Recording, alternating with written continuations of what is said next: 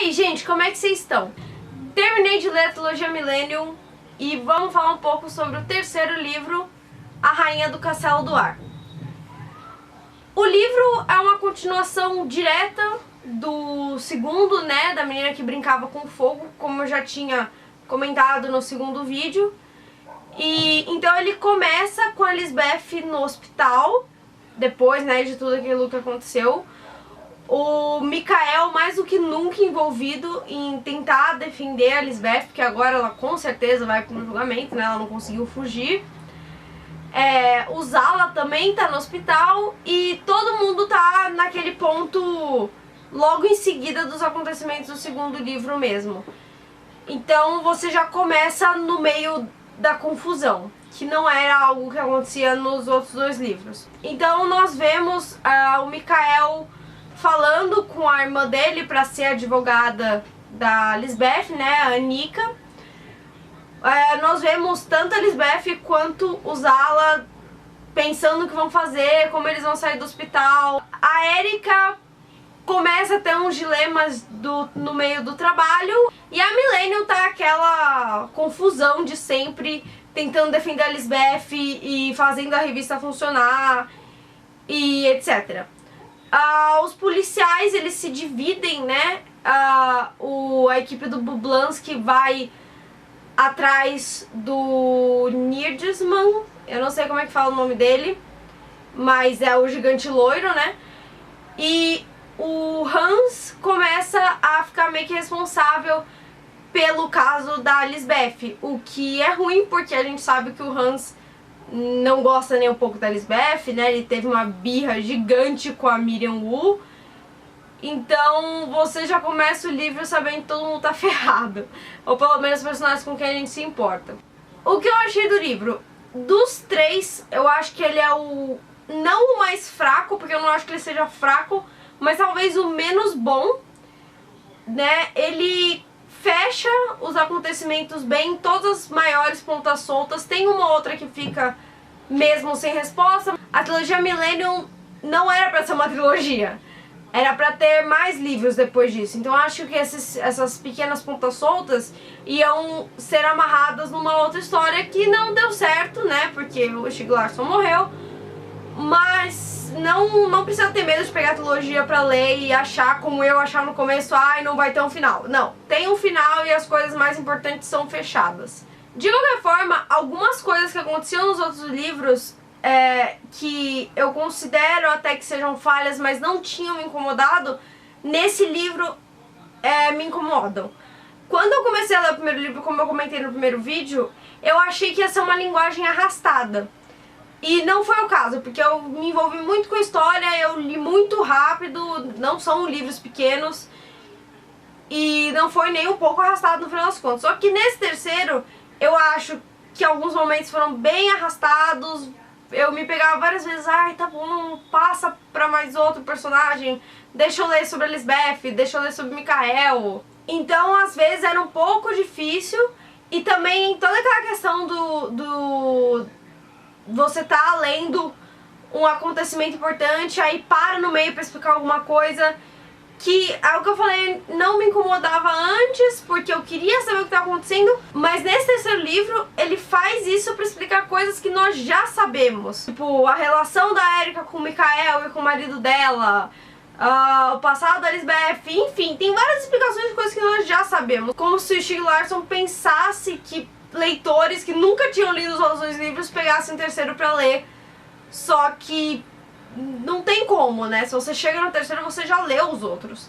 O terceiro livro é diferente dos outros dois, porque ao contrário dos primeiros livros, ele não tem um mistério a ser revelado, não tem uma grande surpresa. Assim, tem um suspense, mas não é quem é o culpado pelo destino da Harriet, quem é o Zala, enfim, não tem.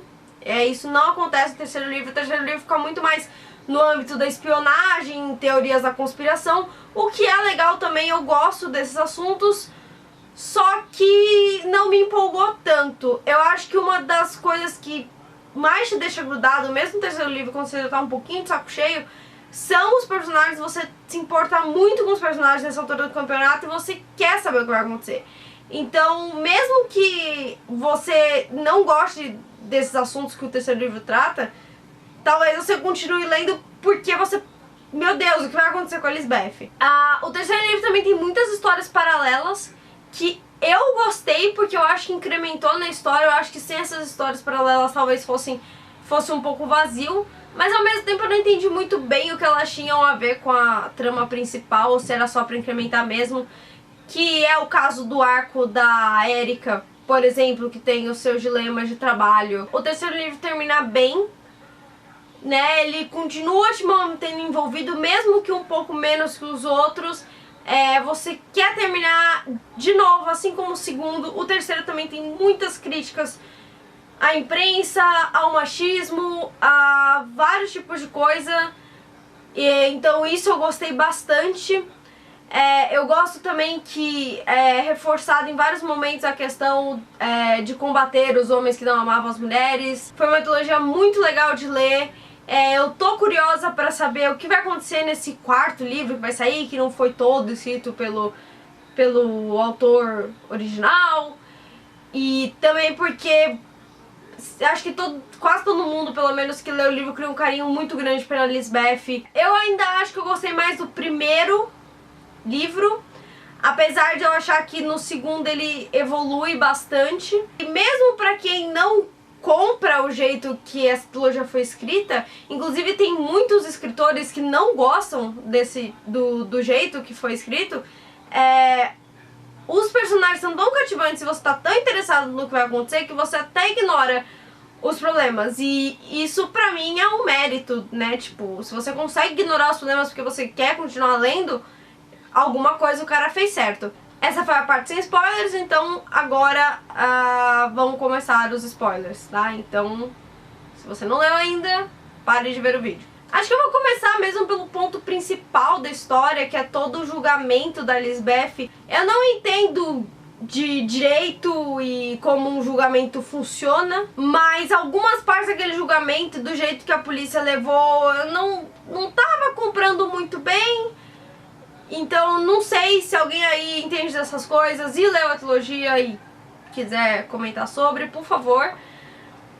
Mas eu gostei de como o Mikael meio que manipulou as coisas pra fazer o caso Lisbeth ser um caso de combater exatamente a questão dos homens que não amavam as mulheres. Inclusive é uma frase que ele usa quando a Lisbeth ganha, né, quando ela é inocentada.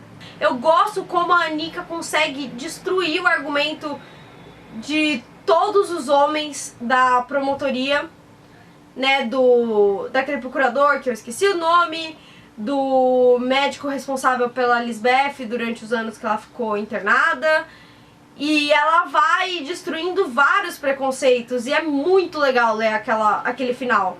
Outra coisa que quando eu li me incomodou, mas na verdade eu gostei, depois que eu parei pra pensar, é como usá-la foi completamente, no final das contas, descartável. Eu gostei porque serviu pra mostrar que numa lógica de um grupo que está pensando só em se beneficiar, apesar de uma pessoa ser importante, se ela tá causando muito problema, bom, eles vão cortar. A história termina antes do livro em se acabar, a gente ainda tem umas páginas enfim, da Lisbeth resolvendo outros problemas. Inclusive eu gostei daquele final que a Lisbeth e o Mikael ficam tudo bem, porque lendo os dois livros, esses dois últimos livros, eu só queria que eles se encontrassem. As histórias paralelas, é o que eu falei, eu não vejo muito propósito delas estarem lá, mas eu também gostei bastante. Eu gosto muito da história da Erika tentando combater esse cara que tá assediando ela por e-mails, etc. E mostrar mesmo que uma mulher em posição de poder incomoda. E a Erika sempre foi uma personagem que eu gostei bastante. Eu sempre achei ela muito forte. E dela comandar a Millennium e depois, né, no caso, a CMP, mesmo que não dê certo. E da Lisbeth, mesmo ela tendo aqueles ciúmes por causa do Mikael, ela fala, não, ela é uma mulher, eu podia estar passando pela mesma coisa, eu vou ajudar. Eu acho que assim, alguns personagens introduzidos nesse terceiro livro não foram tão cativantes quanto os que já tinham sido introduzidos antes.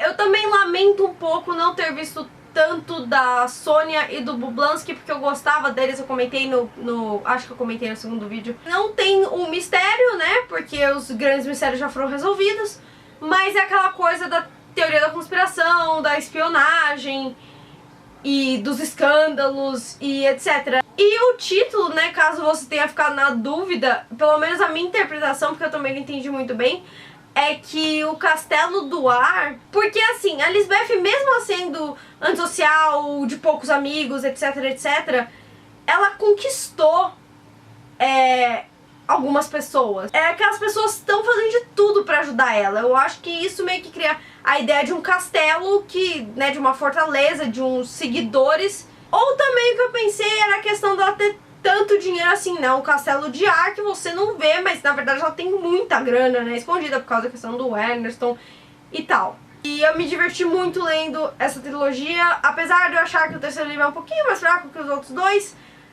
Eu gostei bastante e eu tô muito afim de saber o que vai acontecer nesse quarto livro. Então é isso, eu espero que vocês tenham gostado do vídeo. Se você gostou, compartilha, dá joinha, se inscreve no canal, entra no blog, curte a página no Facebook, faz todas aquelas coisas pra eu ficar feliz. E a gente se vê no próximo vídeo.